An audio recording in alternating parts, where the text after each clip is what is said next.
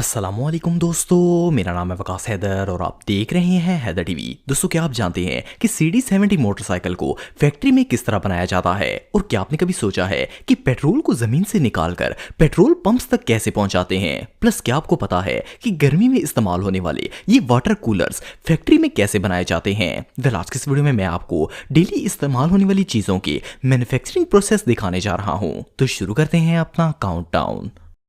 Petrol. दोस्तों, आप सब डेली बेसिस पर अपनी गाड़ियों और बाइक्स के अंदर पेट्रोल जरूर डलवाते होंगे। ये बात तो हम सब जानते हैं कि पेट्रोल को जमीन से निकाला जाता है, लेकिन आप में से बहुत ही कम लोग जानते होंगे कि जब पेट्रोल को जमीन से निकाला जाता है तो वो क्रूड ऑयल यानी कि कुछ इस तरह की फॉर्म में होता है। इसे हम तक पहुंचाने से पहले फैक्ट्रीज में ले जाकर रिफाइन किया जाता है ताकि इसके अंदर से तमाम गैर जरूरी चीजों को अलग किया जा सके। लेकिन क्या आपको पता है कि क्रूड ऑयल से पेट्रोल तैयार किस तरह किया जाता है? वेल, ये वीडियो आप देख रहे हैं, इसमें पेट्रोल तैयार करने का पूरा प्रोसेस दिखाया जा रहा है। जैसे ही क्रूड ऑयल फैक्ट्री में आता है तो सबसे पहले इसे एक बड़े से कंटेनर में डालकर 370 डिग्री पर गर्म किया जाता है। जब ये इतनी तेज आंच पर बॉयल होता है तो इसमें मौजूद तमाम मॉलिक्यूल्स अलग अलग हो जाते हैं। आपको जानकर हैरानगी होगी कि इस क्रूड ऑयल में न सिर्फ पेट्रोल बल्कि डीजल, नेप्था, केरोसिन और हैवी ऑयल के मॉलिक्यूल्स भी शामिल होते हैं। और जब ये रॉ मटेरियल बॉयल होने के बाद ठंडा होता है तो इसके अंदर इन तमाम चीजों की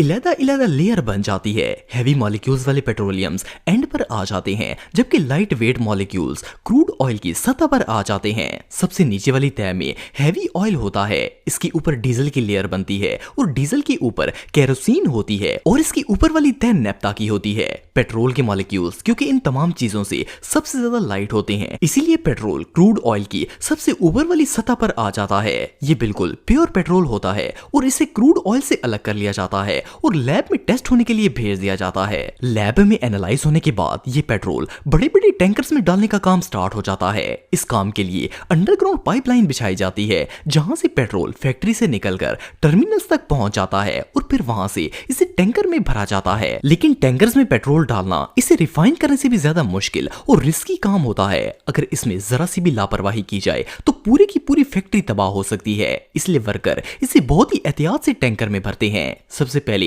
एक बड़े पाइप को टैंकर के साथ फिक्स किया जाता है और इसके साथ एक मॉनिटरिंग मशीन लगाई जाती है। इस मशीन के अंदर सेंसर लगे होते हैं जो टैंकर को ओवरफुल होने से बचाते हैं और फ्यूल के फ्लो को भी मॉनिटर करते हैं। अगर ये सेंसर ना हो तो पेट्रोल ओवरफ्लो हो जाए और मशीनरी में स्पार्क की वजह से आग भी लग सकती है। वेल, लास्ट में ये टैंकर पेट्रोल पंप पर डिस्ट्रीब्यूशन के लिए भेज दिए जाते हैं और ये पेट्रोल हमारी गाड़ियों में डलने के लिए रेडी हो जाता है।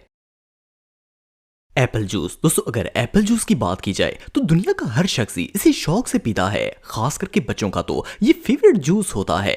आपको जानकर हैरानगी होगी कि दुनिया में हर साल 800 मिलियन लीटर सेब का जूस प्रोड्यूस किया जाता है और इसके लिए 1 लाख टन से भी ज्यादा सेब फार्म्स पर उगाए जाते हैं। वेल, जब खेतों में सेब पककर तैयार हो जाते हैं तो टनों के हिसाब से इन्हें फैक्ट्रीज में भेजा जाता है। फैक्ट्री में सबसे पहले इन एप्पल्स को अच्छी तरह वॉश किया जाता है। ये सेब इतने ज्यादा होते हैं कि इन्हें धोने के लिए भी कई टन लीटर पानी यूज किया जाता है। एनीवे, जब ये अच्छी तरह वॉश हो जाते हैं तो इन्हें पीलिंग के लिए एक मशीन में डाल देते हैं। इस मशीन के अंदर शार्प ब्लेड्स होते हैं जो तमाम सेबों से छिलका उतार कर इन्हें क्लीन करते हैं और फिर एक बड़े से ग्राइंडर में ट्रांसफर कर देते हैं। जैसे ये पील्ड एप्पल इस ग्राइंडर में आते हैं तो इसके अंदर लगे जिग जैग ब्लेड्स एप्पल को छोटे छोटे पीसेस में क्रश कर देते हैं। इसके बाद इन क्रश्ड एप्पल्स के अंदर पेस्टिनेज नाम का एक केमिकल ऐड किया जाता है। ये केमिकल सेब को और ज्यादा नरम कर देता है ताकि इसमें से ज्यादा जूस निकाला जा सके। जब इन सेबों में केमिकल मिक्स हो जाता है तो इन्हें 1 से 1.5 घंटे के लिए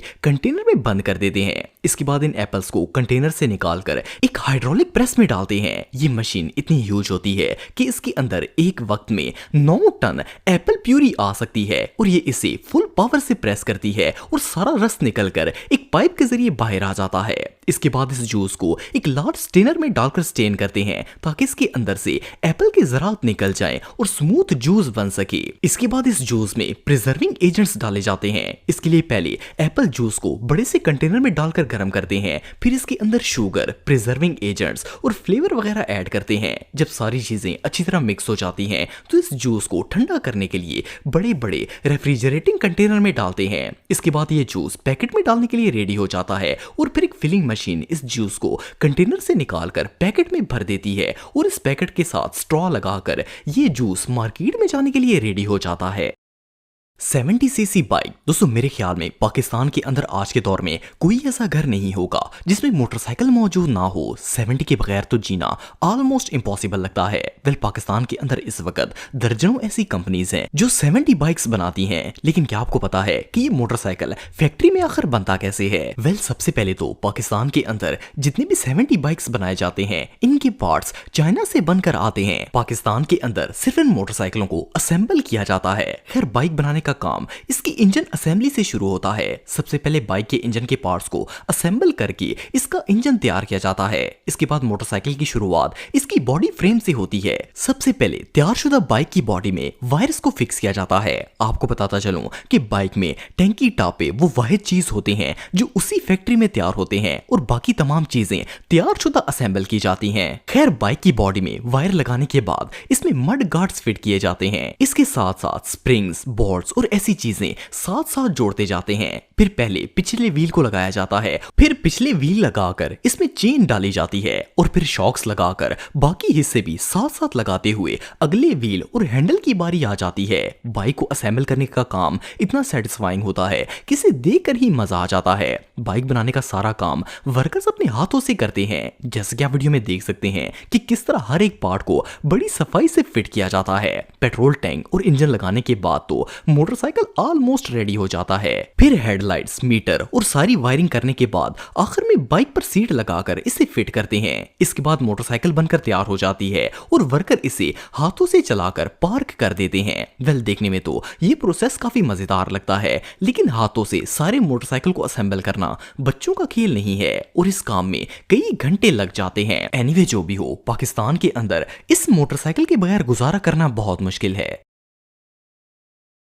वाटर कूलर। दोस्तों पाकिस्तान के अंदर शायद ही कोई ऐसा घर होगा जिसमें ये प्लास्टिक वाटर कूलर इस्तेमाल ना होता हो, लेकिन क्या आपको पता है कि ये कूलर्स फैक्ट्री में बनाए कैसे जाते हैं और इनके अंदर ऐसी कौन सी चीज लगाई जाती है जिससे इनका पानी इतनी देर तक ठंडा रहता है?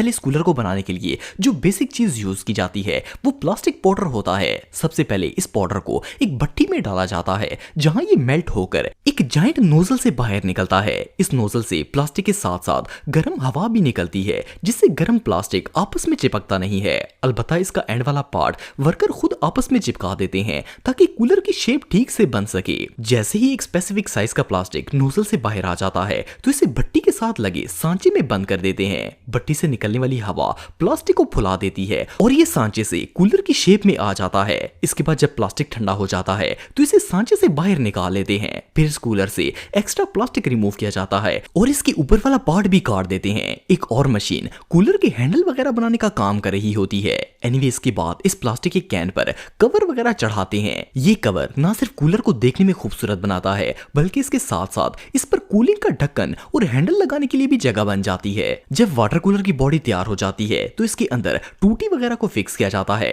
टूटी फिक्स करने के बाद इस पर हैंडल लगाए जाते हैं, लेकिन मेन काम कूलर बनने के बाद स्टार्ट होता है। कूलर के ऊपर जो ऑरेंज कलर का कवर लगाया जाता है इसके नीचे वाले हिस्से में एक सुराख मौजूद होता है। ये सुराख इसलिए रखा जाता है ताकि कूलर तैयार होने के बाद इसके अंदर थर्मोकोल नाम का एक सब्सटेंस डाला जा सके। असल में ये वो मटेरियल होता है जो कूलर के पानी को ज्यादा देर तक ठंडा रखने का काम करता है। इस सब्सटेंस की मदद से पानी की ठंडक कूलर के अंदर ही रहती है और बाहर की हीट अंदर दाखिल नहीं होती। जब ये प्रोसेस कंप्लीट हो जाता है तो कूलर बनकर रेडी हो जाता है और सेल होने के लिए मार्केट में आ जाता है।